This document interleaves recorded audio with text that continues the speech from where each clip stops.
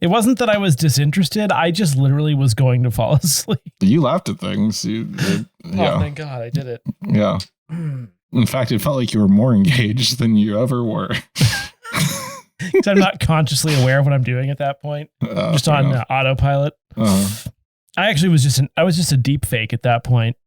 You just had your own AI deep fake. That's my goal, is to create a convincing enough deep fake that I don't have to be here anymore. It's convincing enough to you. Yeah. Welcome to Namely 90s. The podcast that takes you back to the time before smartphones, Google, and Y2K. Join your hosts as they relive the pop culture that shaped a generation and the parts that many people wish they could forget. Listen in to the conversation about how the decade defined those who spent their childhood there and how it shaped them as adults. So, turn down the grunge and dial up the internet. Let's get started. It's time for Namely 90s. That's right. You're listening to Namely 90s. My name's Andrew, and over there's Brandon. That's me. You can find us. Wow. You can find us online at namely90s.com or on Twitter, mostly Instagram, at namely90s with a 90s. You can also find us on YouTube every Monday at youtube.com/@namely90s. And finally, if you'd like to support the show, head over to patreon.com/namely90s and sign up for one of the support levels. And the reason for that weird hesitation, by the way, is as I was saying the web address, in my mind, I was like, oh crap, I don't think I ever completed the conversion to the new domain. So I think our website might be down right now. Good question. Also, we don't use our Twitter that much anymore, but shout out to Navdeep Rehill, who's been listening to us and interacting with us on Twitter. Yeah, so apparently the website is still up as of this recording, but I do need to transfer that domain over. Whoops. Before the end of, Yeah, they said 14 days, and I think that was like 11 days ago, so I think I have just a little bit more leeway to get that up and running. Okay, well, if namely90s.com isn't working right now, and Andrew's rebuilding the site from scratch. Yeah, and you'll notice, I already migrated it. I just haven't moved the domain over. Gotcha. And I can do it anytime. And for those of you that do use our website, please know it will be running just a little bit slower. A small price to pay for it being literally 1/10 the cost of what I'm paying right now. Yes, he's paying so little for this that I now have to pay for other crap. Yes. Which is fine. Also join us on our Patreon if you want to help support the show. Namely90s.com. Patreon.com/namely90s with 90s. I'm sure we can add some features to that at some point. So get stuff early. We've both been traveling the globe in the last few days, huh? Well, like always, I've traveled to near where you live, as you were traveling to literally anywhere away else. From you. I was like, he's coming quick. Buy airfare. It seems to be how it went. Yes. Yeah. I was in Eastern Washington yet again, but it was also 100 degrees out most of the time I was there. So I stayed in a hotel room and played lightly radioactive now, due to being in proximity to the Hanford site. Yep. Yeah. You know, you can see an aurora out there. The areola? Aurora. Okay. Some guy we ran into was like, oh yeah, I've been out to Hanford. I took the tour. It was really awesome. And I'm like, it's like the biggest ecological disaster in the US. And you're like, it's great. It's awesome. So beautiful. Yeah. And its products killed all those people. Yeah. Great. Anyway. That's why I didn't have the drinking I think that water. was the same day that G7 was in Hiroshima. Oh, really? And I'm pretty sure that's where the nuclear materials for the bombs were made. Maybe not every bomb, but a lot of them for the U.S. U.S. military. Good to know. Speaking of air travel, you flew to Hawaii. I did. Yes. Hawaii. Allow me to give a scathing review of Hawaiian Airlines. Okay. Once thought to be the sort of best option for going there, I don't think it is anymore.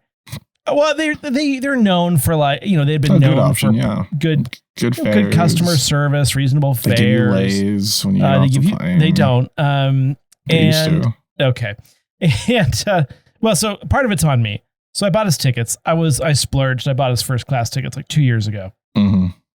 We decided to rebook the trip because at the time, over tourism was a real problem. Like not even enough water or food on the islands because it was relatively post-COVID. Yeah. And so we decided to postpone our trip. So I called and they said, yeah, we'll just give you a credit. You can rebook it when you're ready. Well, what I didn't read in the fine print is like, we're bumping your ass back down to coach. Oh, no. So I paid what at the time were first class prices. And basically we flew in coach for that amount because what happened is that first class doubled in price too. So they were not willing to honor the fare. Anyway. They didn't give you like a business class? No. So I got past that, you know. We get on the plane. It was fine. Like they boarded it really fast, which was cool. And, you know, we got on there. It's a big plane. We went on the big plane, A330.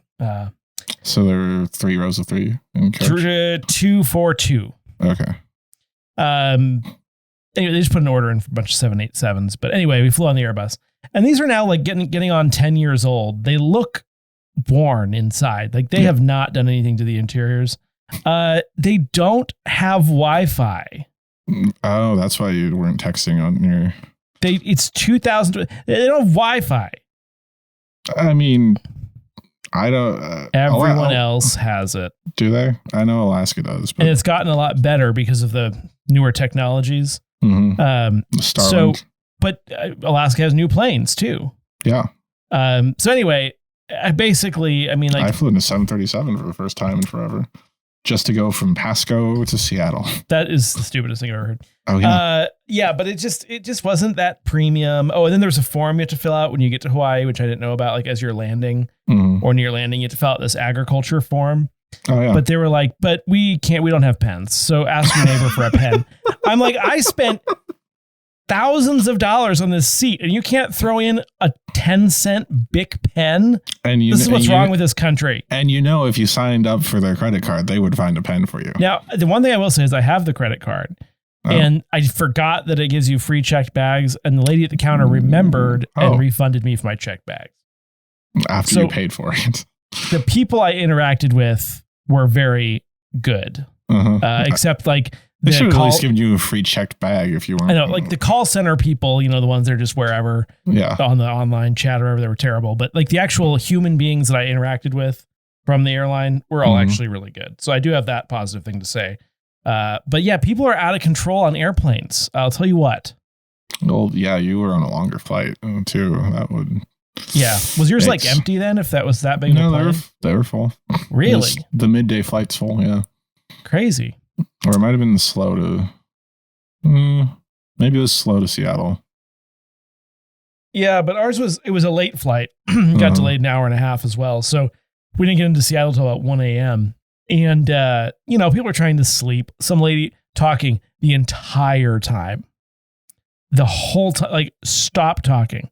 And then, because I've got my noise canceling headphones in. The guy in front of me did the same thing. Like, I'm going to get a set of Bose noise canceling headphones and put them over my Bose noise canceling earbuds. That's how annoying it was. I do have to say, the one thing I don't like about my QC35s is that you can kind of see, if you're watching it, youtube.com/namely90s, my... I need a full muff. The padding. Full muff. Yeah. That's not, that means something different in the UK. Yes, it does. But then the other thing that was, there was really another annoying thing that I cannot remember. Oh, the lady in front of us. And by the way, everyone in Hawaii, 1,000 years old. She just kept putting Bengay on. It smelled so like I could taste the Bengay in the air. Well, did you fly through Honolulu? No, we flew straight to Maui. Yeah. Oh, okay. I will say the one other thing. Oh, go ahead. Finish your train of thought. I was just going to. Well, I said back when you originally booked your tickets to Maui, I said you'd probably want to go to Honolulu because that's where it's more. There's more entertainment. There's more nightlife. There's more stuff people our age would do. Maui's for either honeymoons or I want to say I said elderly, but To be fair, it was booked for a 10-year anniversary. Yeah, that's true. And it was booked to a nice resort, but we ended up doing something different than that. That's not we were next to like a swampy canal that was stagnant, and we were also near the wastewater treatment plant. You've done well. Yeah. So well done. Overall, I would say it was an enjoyable trip, though. But I do remember my father-in-law said something. He was like, "Pictures looked fun." When you step off the plane, it just hits you, the smell. And I was like, "What smell?" He's like the flowers, and I was like, "Oh, okay." Stepped off the plane, smelled like old carpet. Like just, I'm sorry, the Maui airport, like it needs an update. It really does. I haven't been to Maui airport in probably 30 years. It's like dark and it has carpet. Why is it dark? Why is it carpet? Oh, the open air check-in area was cool because you can do that there. It's like a courtyard, right? Yeah. No, is that kind of? Yeah. You walk in and it's open. But no, the thing that annoyed me is when you did one of those Turo rentals and you use your phone to unlock the car via Wi-Fi. Yeah. But they parked it in the middle of the dead zone in the parking lot, and we couldn't get into the car. That's hilarious. Anyway, I would do it again, but I've learned some lessons about where to go and how to get there. Well, I mean, next time you can take your kids. No, I could see taking like older kids that are a little bit more self-sufficient. Yeah. In the sense that you don't need to like chase them around constantly. That's but right. Young kids, unless we had help, no, I'm not into that. I'd rather just take them somewhere closer. And I will not take my kids on a plane unless there's a really solid reason for it until they're a little older. Right. That's fair. Like a funeral, seeing grandma and grandpa for the holidays, but just leisure trips to annoy other people on the plane. No, that's fine. Thank you. I mean, to be fair, you can pay to be in first class to not be annoyed by other people's children. Yeah, so that is one of the lessons I learned from now on. And I could have gotten first class tickets on Alaska for like half the price of what I paid for these coach tickets. Yeah. Like I don't need a lie flat seat that bad. I'll just fly Alaska. I know. It's what, 8 on a hours? new plane with Wi-Fi. Oh, I guess directly from Seattle, was it? It's 6 hours there, about 5.5 back. Oh, that's not bad at all. Anyway. Yeah. I mean, you know, usually if I book early enough, the upgrade from regular economy to first class on my short trips are like $50 to $100, and it's like, yeah, I'll take that. I'll take that because I am a large man. And those QX 185s or whatever they are very small. The Embraer 175. Yes. 175. I added an extra 10 to it, but the QXC is the Horizon call sign. Oh, well, that's what they have printed on the pamphlets now. And it was 737-600 for the one Boeing. Old. Yeah. Right? Ooh, old. Well, that wraps up Travel Hour with Andrew and Brandon. It does. I guess we should summon Ferbdon, our AI counterpart. Yeah, he just got here. He's in flying coach. Yeah, and boy, are his arms tired. He's been flying Craig T. Nelson? No, okay. That's a 90s thing. In this special episode, we imagined what would happen if Spider-Man tried to embrace the trends and quirks of the 90s. Picture this. Peter Parker, our web-friendly web swinger, decides to ditch his usual red and blue spandex for an outfit that screams 90s fashion icon. We'll walk you through the hilariously disastrous results of Spidey's fashion experiment. So I was sent a few prompts by Ferbdon. This is our Spider-Man variety show, I guess, if this, depending on how things go. And if it doesn't go well, we can always remake it 19 times. Yes, with different actors. Exactly. Not as many times as Batman, but it's getting up there. So our first prompt is Spider-Man's fashion makeover. Peter Parker, always striving to be in style, decides it's time for fashion makeover. He hits the local thrift shops and comes out with an eclectic ensemble of neon-colored parachute pants, a flannel shirt tied around his waist, and a pair of platform sneakers and a backwards cap. Watch as he struggles to swing through the city with his oversized pants keep falling down. So they want us to design what would a 90s Spider-Man look like? And I know what 90s Spider-Man looks like. I know Spider-Man looked like Spider-Man. Well, first of all, I imagine it as a Pretty Woman scene, the makeover. Oh, yeah. Spider-Man comes in, They're like, look at this idiot in a spider suit. Yeah, what is this?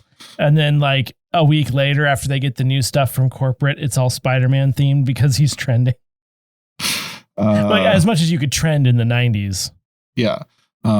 So there is already like a punk version of Spider-Man, which I know is not grunge, but a spider punk is a Spider-Man that exists already. He has a jean vest or like a spiked leather vest, depending on which version of him you look at.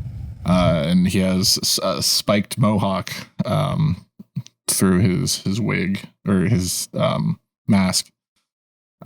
So like I would imagine a 90s grunge Spider-Man would kind of look like Spider-Punk, if you will. What about like a Chandler Bing sweater vest Spider-Man? Or just like, you make a good point, because like all the suits of the 90s were like big and boxy, right? Yeah. So like a baggy spider suit. Yeah, suits looked bad in the 90s. Yeah, small tie, giant jacket, shoulder pads. No. There was no tailoring going on back then. Yeah. So I don't know, what else can you do with the Spider-Man outfit? It's a leotard. That's true. Turned into a Power Rangers thing. The helmet, like an actual helmet, and the spandex instead of like a mask. Yeah, I just don't think it's practical to wear pants over a leotard. And that might be why they're falling down, because it's like that, elastic lycra neoprene material, like that's not very grippy for your parachute pants. Parachute pants made out of lycra? No, I meant the leggings or whatever he's wearing. Oh, yeah. What else are we missing? 90s fashion trend. Frosted tips. Or was that early 2000s?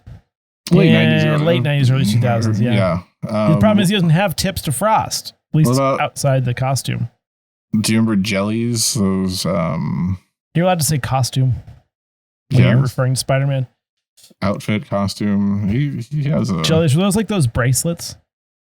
No, they were sandals that looked like Crocs. You could have LA Gear shoes. That way you could see. But I don't know how that'd be advantageous to him. Other than maybe aircraft would be less likely to crash into him when he's swinging about. With the what if he had like bracelets made out of the LA Gear light up shoes? By the way, I've put some significant thought into this. My kids watch this is not 90s, but they watch Spidey and his Amazing Friends. Oh, okay. That's a newer series, right? It's kind of like super deformed. They're all right. It's the kids. It's kind of the problem. Yeah. The problem is they're just like, so they're in suburbia to start with, they start like launching webs to the sky. To the sky. Yeah. And they're just like, so I'm like, that's not possible. But then in my mind, I was like, well, imagine like they shoot a web up and the web forms into a parachute and therefore can bear weight. That's what I've decided is happening. Or like I'm just raising the roof. Well, no, it's like there's spiders that do that, and then like they'll just cast their web into the air and then get pulled away, right? I mean, in reality, it's lazy, but that's what I'm going with. And now you have a good graphic for the cover of me doing Raise the Roof for no apparent reason. But you didn't do it with your wrist. Doing the spider shooter. Raise the Roof. I look stupid. Oh, you have to do... Okay. Oh, my kids know that. Even my kids know that. Anyway. Yeah. I don't think Peter Parker / Spider-Man needs to be made over, though. No. I mean, Miles Morales was a good. It's really a timeless outfit. Spider-Gwen did a good job. There's so many cool spider suits, though. I know you're probably not like up on all the different ones, but like Miles Morales, the black and red suit looks great on him. I really liked Spider-Gwen's original like white and pink webbing thing with the hoodie. She has a hoodie. Or not a hoodie, but like it's a cloak hood that she has on hers. Plus, the benefit of wearing a leotard is you can just like stuff things down the front of it. Okay. That one might be done. Speaking of which, it says Spidey's totally tubular catchphrases. What would be his 90s catchphrase? And again, there was an entire 90s run of Spider-Man, so the AI gave us a weird prompt. But like, if he was a nostalgic 90s nerd, what would be his catchphrase? Chandler Spider-Man would be, "Could I swing any more webs? Could I catch any more crooks?" I have a most popular 90s slang phrases. Getting jiggy. Eight. Getting webby. Hella is on here for some reason. If you're a that kind of came in the 2000s. I would agree. These are one word is not going to work for us. We need multiple word phrases. Eat my shorts was Bart Simpson's catchphrase. I don't know. Eat my webs. I don't know. That sounds weird. I'm totally buggin'. That was Cher from Clueless. I'm totally arachniding. Yes. Oh snap was a 90s thing. Oh snap! I'm Spider-Man. That's bad. Take a chill pill was a 90s. Take a chill pill. That was Batman. I'm Spider-Man. Chill out. No, this isn't going well. Any more? Whatever. What's the 411? Web ever. Let's bounce. Da bomb. Booyah. As if. Also from Clueless, I believe. As if. I feel like no duh was one of them. Let's see. We got all that in a bag of chips.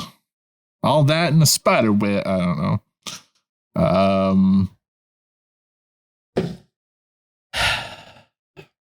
So many things. No, this is No. It's just I can't.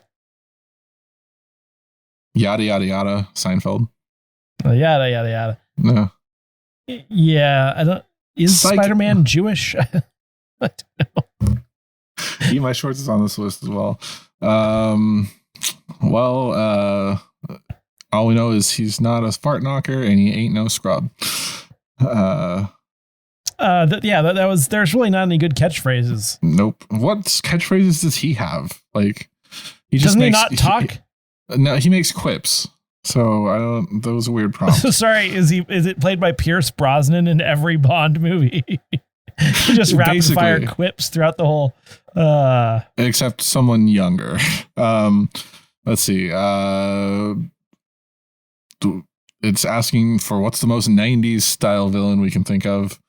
They said a beeper obsessed villain. Spider-Man comes face to face with a tech savvy villain who's obsessed with beepers. Picture the hilarity as Spidey tries to outwit his adversary while constantly being interrupted by the beeping and buzzing of the villain's collection of beepers. It's a battle of wits and outdated technology. I want to say there was a villain called Beeper King. He just keeps going, oh, hold on, I have to return this page. It's not that he's particularly villainous. It's just that he's always too busy to fight with Peter Parker. I'm sorry, Spider-Man. 30 Rock was Beeper King, the guy that used to date Liz Lemon. I don't know. That is actually kind of a fun villain. Just like a beepers all over you, and then I don't know how that would turn into a weapon though. You throw a beeper and it explodes. No, beepers. Can you believe beepers were a thing? Hold on, I get to the nearest payphone. I just got a page. Right. Someone beeped me. It's a weird thing. What would be on his mixtape? The prompt is a little off course for that one. What would Spidey put on his mixtapes? Can you think of any spider themed songs? He would have the Spider-Man theme song. Walking Through Spider Webs by No Doubt. Right. It's a song. Yeah. It's called Walking Through Spiderwebs by No Doubt. And that concludes the mixtape portion. Who knows? Well, I mean, we got that. That's Something from the 1995. soundtrack of Arachnophobia. Something from Arachnophobia. 1990 film. Soundtrack. Let's see how this goes. Caught in Your Web. Nope. I'm not familiar This with is going poorly. Itsy Bitsy Spider, performed by Little Richard for some reason. There's a song from 1999 by the Flaming Lips called the Spider Bite song that I've never heard before. There's the song Spider by Oingo Boingo. There's it's Spiders by System of a Down, 1998. And this will mark the return of our Namely 90s playlist, which you can find in the description below. All Spider songs. Yeah. And finally, Spider-Man's web slingers malfunction because he accidentally put silly string in his web shooters instead of having his normal web fluid. What else could he accidentally malfunction with from the 90s? I would say sock and boppers. Like this is shooting neon colored goo all over the city. That's radioactive and it's not goo. I'm thinking of the frosting from the Dunkaroos. Oh, that would be a good weapon. You just like blam. Yeah. The stuff from the Squeeze-Its. Oh yeah, the juice. Yeah. Oh, Gushers filling. Ugh.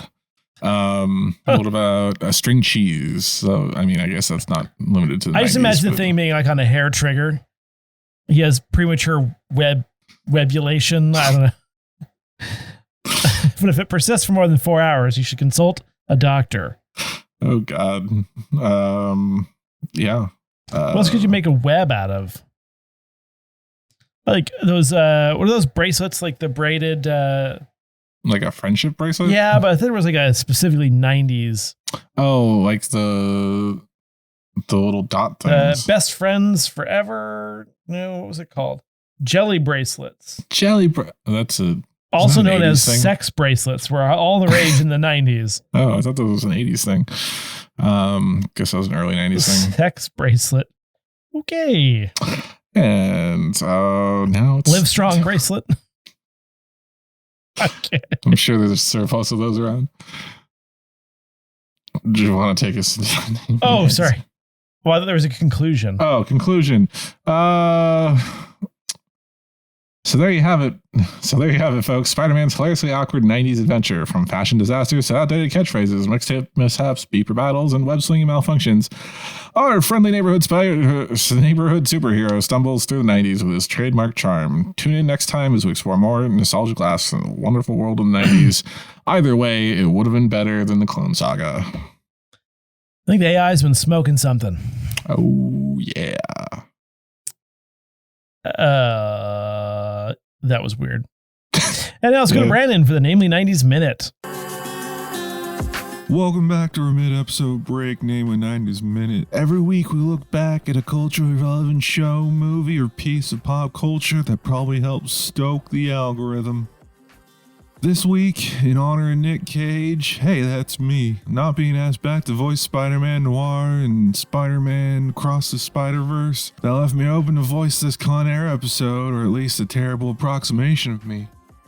Con Air is a 1997 action thriller starring Ghost Rider, the star of Being John Malkovich, also John Malkovich, the How Do You Do Fellow Kids meme guy, Marcellus Wallace from Pulp Fiction, the Transporter Chief from Star Trek The Next Generation, Bubba from Forrest Gump, the guy who called himself a TERF in his last Netflix comedy special before insinuating Jewish people ran Hollywood on SNL, Machete, and there's a lot of actors in this, so sorry if I missed any. The movie starts with me, a former Army Ranger, beating up men who were assaulting my pregnant wife, and I accidentally kill one of them. So I get sent to jail for 8 years because my fists are weapons in every movie I'm in. On the day I'm meant to be released on parole for good behavior, I catch a flight in a prisoner transport filled with a bunch of bad hombres, all with their own weird quirks. They take over the plane while I'm just trying to get back to my wife and daughter, so I do a Die Hard on an airplane. Except my Reginald Vell Johnson is one of the guys from Hot Tub Time Machine. And I mean exactly Die Hard. I throw a dead body out the plane with a message on them to get the attention of the law enforcement friend.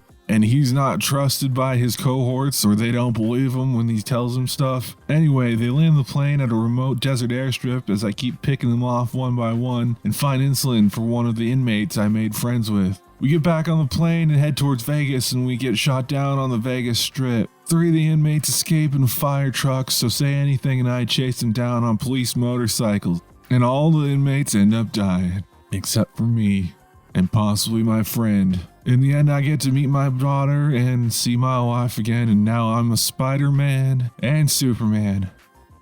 Now that's Con Air in a Namely 90s minute, more or less. And now, back to the show. Cool. We did get sent the Quotely 90s. Thank you, Dange, for checking your email early in the morning and sending it to us. No, I did not get the email from Gaz this week. I will reply to your actual email after I finish recording this. But yeah, we have a Quotely 90s from our friends from the Insanely Dangerous Retro Podshow.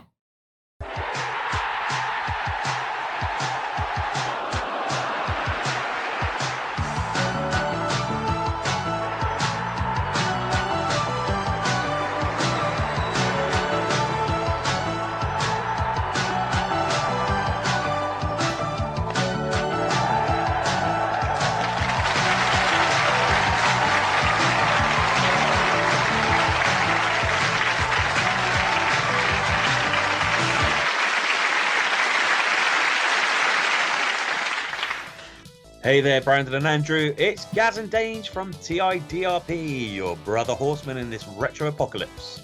Today we have a little quiz for you, a memory game if you will, that Gaz has lazily named Quotely 90s. This week we're sending you a quote and see if you can guess its origins from some piece of pop culture from the 90s. Just remember, our worlds weren't as interconnected then as we lived across the pond and the internet still ran on coal. We'll also, because we're copying you, do multiple readings and either do a poor imitation of the character/person who said it, or poor imitations of whoever we feel like. And if you're lucky, you'll hear me slip into my terribly offensive English accent. Is that enough of a setup for you lads? Are you ready for Quotely 90s? Name the movie and if possible the character that said this. Bonus points for the actor. God damn, Jimmy! This is some serious gourmet shit. God damn, Jimmy. This is some serious gourmet shit. Oh, good damn, Jimmy. This is some serious gourmet shit. God damn, Jimmy. This is some serious gourmet shit. God damn it, Jimmy! This is some serious gourmet shit. God damn, Jimmy. This is some serious gourmet shit. Goddamn Jimmy. This is some serious gourmet shit. God damn, Jimmy. I said this some serious some serious gourmet shit. God damn it, Jimmy! This is some serious gourmet shit. God damn, Jimmy. This is some serious gourmet shit. Wow, that was a great Donald Duck. I was going to do that. Do you have any guesses? You kind of looked like you had a guess. Yeah, but now I'm kind of self-conscious about my guess. For me, it sounded familiar, like they all do.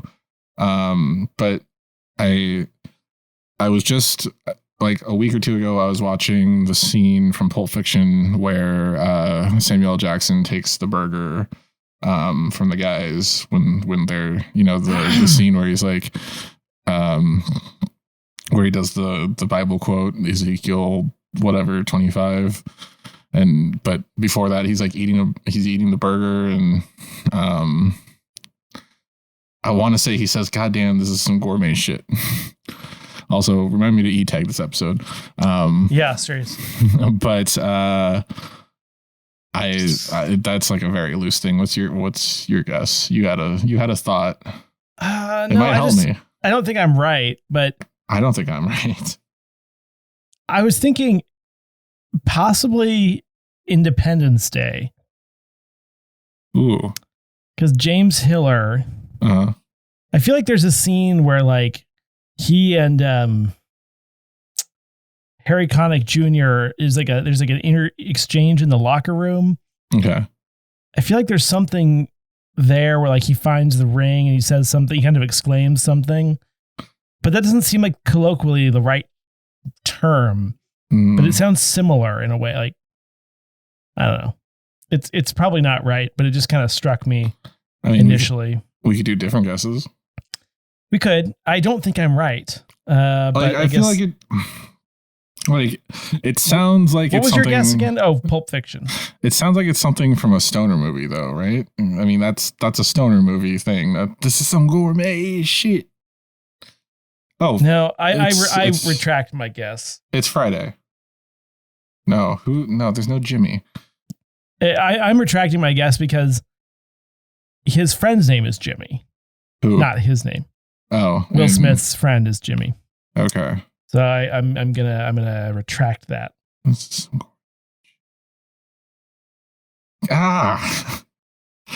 Okay. I feel like Smokey says it, but there's no Jimmy in Friday. Jimmy doesn't sound like a character in the movie Friday. What other stoner movies are there? There's How High. Or is that Cheech and Chong? That's Cheech and Chong. What's the one with Dave Chappelle's in it? I don't know. I want to say it's Pulp Fiction, but well, since I don't have a guess, I think I have to go with it. Like, I mean, do you want your Independence Day? No, guess? It's wrong. It's wrong because his name is Jimmy. It's Stephen Hiller. I had James Hiller for some reason. Oh, so James was his name in Men in Black.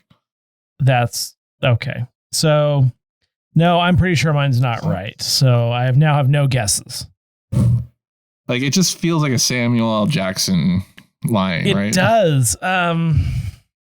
What about was Training Day 99? It was in the 90s.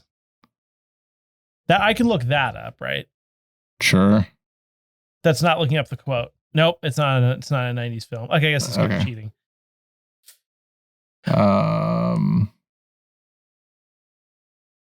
Well, I guess that's Denzel, not Samuel L. Jackson. Anyway, okay. I think I'm gonna have to defer to you. Let's just go. Pulp Fiction, just good for guess. S's and G's. And here we lose another one.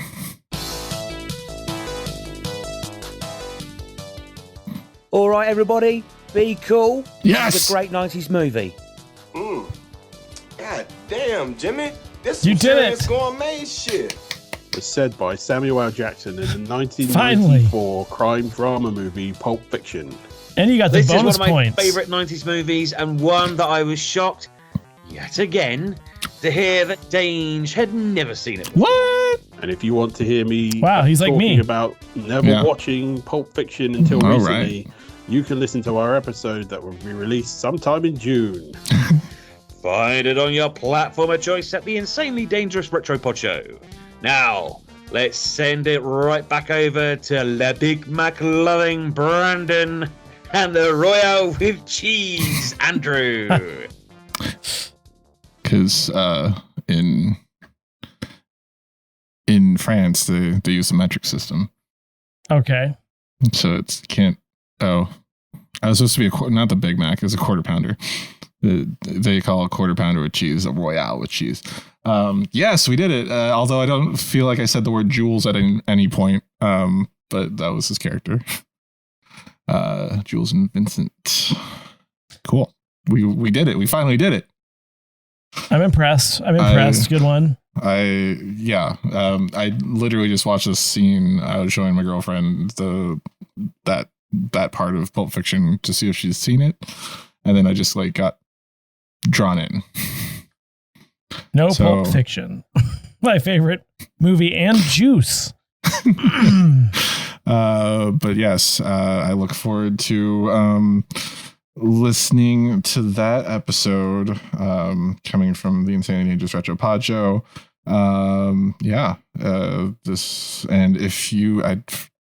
This was a late submission, so I don't remember what I usually say. When's the last time we had them on?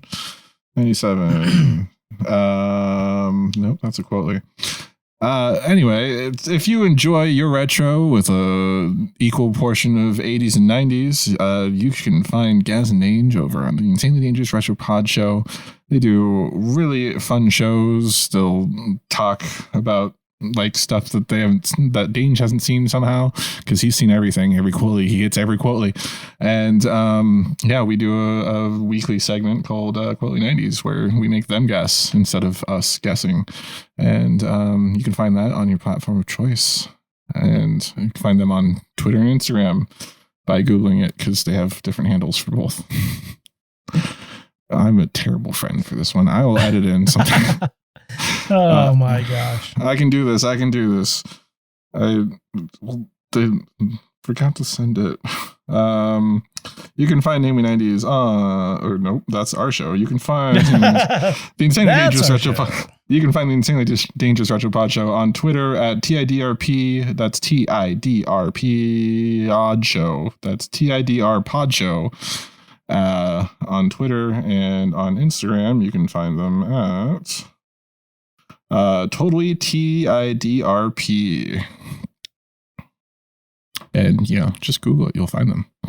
They have the Insanely Dangerous Retro Pod Show is a unique enough SEO that you can find it on the Google. That's true. Do you want to quiz me on Spider-Man the Animated Series? Because that was my 90s anchor for this episode. Sure, because I'm going to bomb that if I try to do it. Yeah, I figured.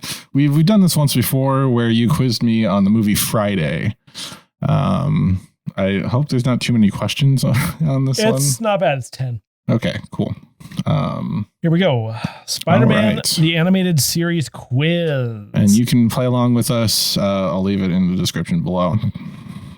Number 1, which actor provided the voice of Peter Parker / Spider-Man in Spider-Man the Animated Series? I actually looked at this quiz and realized I didn't know the name of the actor for... well, let me give you the options. Okay.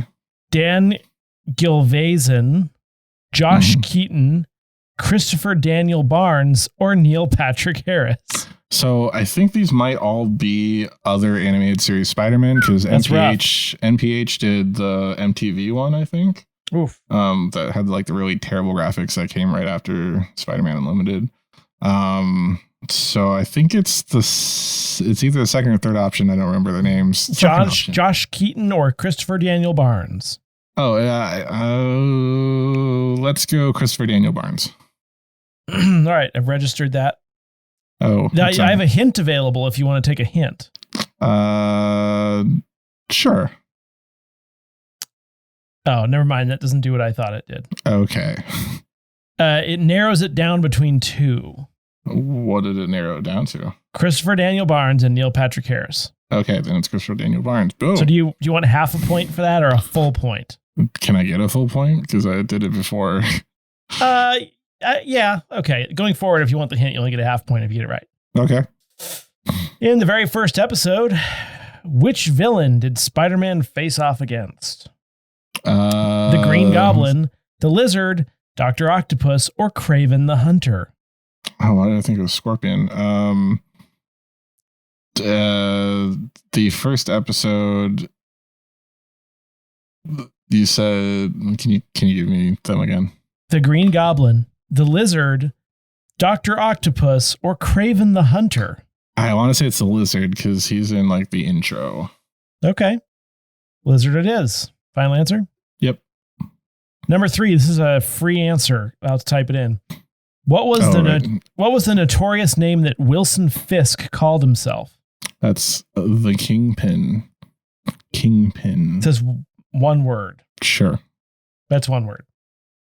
Which of these heroes did Spider-Man not bring to help him in the Secret Wars? The Invisible Woman, Doctor Strange, Iron Man, or Captain America? Ooh, Did not bring to help him in the Secret Wars. So I don't think the Fantastic Four crossed over because all. So that'd be the Invisible Woman in that case? Correct. Hey, I knew something. Nice. Is that what you want? Yes, because I know I saw the Iron Man because I rewatched this during the pandemic. So there was an Iron Man episode. There was. But it's like, which of these things is not like the other? Yeah. And she's the only woman. Okay. Which member of the X-Men did Spider-Man team up with to save Beast from a deadly experiment that could destroy all mutants? Was it Wolverine, Rogue, Gambit, or Jubilee? Pretty sure it's Wolverine. This is giving me flashbacks to that god-awful holiday episode. Yeah.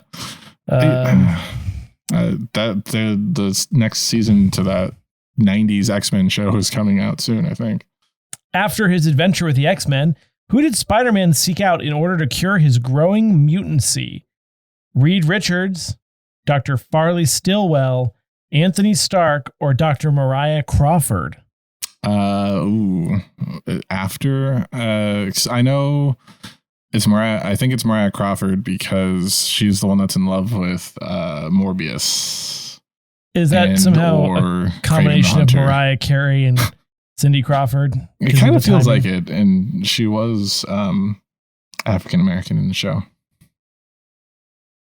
I'll go back to that. Googling it. Next, which superhero did NYPD Detective Terry Lee end up falling in love with? Was it Blade, War Machine, The Punisher, or Wolverine?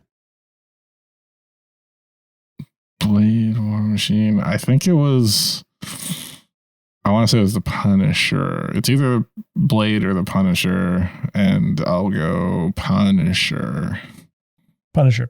By the way, Mariah Crawford was first appeared in 1980, so never mind that theory. When Peter Parker was put on trial after being framed by Richard Fisk, which lawyer represented Peter in court? Was it Foggy Nelson, Jennifer Walters, Johnny Cochran, or Matt Murdock? So everybody says Johnny Cochran. No, I'm just kidding. I don't remember Foggy being in the series, and I know this is the Daredevil crossover episode, so I'll say Matt Murdock, who is Daredevil. In which part of New York did Peter Parker live? Was it Queens, Harlem, Brooklyn, or Buffalo? Definitely Buffalo, New York. No, Peter Parker. Sorry. It feels Brooklyn-y to me, but I just don't know. Yeah, Peter Parker. Well, no, because Peter Parker picked a pack of pickled peppers. Wait, that's Peter Piper. No, he's not from Brooklyn. Captain America's from Brooklyn. Okay. And because the accent. Yeah, and then Miles Morales is from Brooklyn. He's from Queens. Not Buffalo, that's for sure. No. This is a 2-word answer. In the final episode of Spider-Man, the animated series, Stanley. Sorry, you finish it. Spider-Man led a group of Spider-Men from other realities to stop Spider Carnage from destroying all reality. Who helped Spider-Man show Spider Carnage the error of his ways? Oh. Sorry, I guess I jumped the gun on that. Who helped Spider-Man show Spider Carnage the error of his ways? And you said it was 2 words? 2 words. It's who, so it's a first and last, maybe? I don't know. Oh, Aunt May. Oh, yeah. How do you spell May? M-A-Y. Or no. Maybe it was Uncle Ben. Damn it. What does the rice guy have to do with this? What does the racist mascot for the rice people have to do with this? I think he's gone. Put Uncle Ben. I don't have a hint for this other than 2 words, so that's fine. And now I can create a user ID. No, I'm going to submit it. Okay. Sorry, I didn't know it didn't update as we go. All right. First, number 1. Which actor provided the voice of Peter Parker in the animated series? Christopher Daniel Barnes. Yeah. Ding, ding, ding. In the very first episode, which villain did Spider-Man face off against? You said the Lizard. That was correct. Boom. The notorious name that Wilson Fisk called himself was indeed Kingpin. Mm-hmm. Which of these heroes did Spider-Man not bring to help him in the Secret Wars? Ooh, you said the Invisible Woman. The answer was Doctor Strange. Oh, yeah, that wasn't a Secret War episode. Which member of the X-Men did Spider-Man team up with to save Beast from a deadly experiment? That was Wolverine, and you were correct. Cool. Boy. After his adventure with the X-Men, who did Spider-Man seek out in order to cure his growing mutancy? That was indeed Mariah Crawford. Dr. Mariah Crawford. Doctor. Which superhero did NYPD detective Terry Lee end up falling in love with? You said the Punisher. The correct answer was Blade. Oh, I knew it was one of those nighttime men. Blade. He's when half Peter vampire. Parker was put on trial after being framed by Richard Fisk. Sorry, which lawyer represented him? You were correct in saying Matt Murdock. Cool. In which part of New York did Peter Parker live? Queens. Yeah. And in the final episode of Spider-Man, who helped Spider-Man show Spider Carnage the error of his ways? It was Ben's Minute Rice. Okay, glad I caught myself at the end. For a score of 8 out of 10. That is pretty good. That's Thanks. pretty good. Yeah. I mean, I watched Spider-Man the Animated Series a lot when we were kids, when it was on, and then, like I said, I've just rewatched it. I guess 2 years ago now. Statistically, I would have gotten 25%. Well, actually less, probably 20%, because I would have gotten the free answers wrong. The fill in the blanks, yeah. Yeah. Cool. Anything else for our Spider Ganza? Nope. Spider-gasm. Spider. No. Wow. With that. That's it for this week's edition of Namely 90s. Remember, you can find new episodes out every Monday. Join us next week for a deep dive episode that Andrew's going to be doing on... He doesn't have it yet. No. Find us on Instagram at Namely 90s with a 90s, or find us on Patreon if you'd like to support the show at patreon.com/Namely 90s, also with a 90s. Finally, you can contact us through our website, namely90s.com. Please subscribe to us on Apple Podcasts, Stitcher, Google Podcasts, Spotify, YouTube, Audible, Spider-gasm, Deezer, TuneIn, iHeart, Good Pods, and wherever you get your podcasts from. I'm Brandon, that's Andrew, and aloha oi. Noi? We'll catch you next time.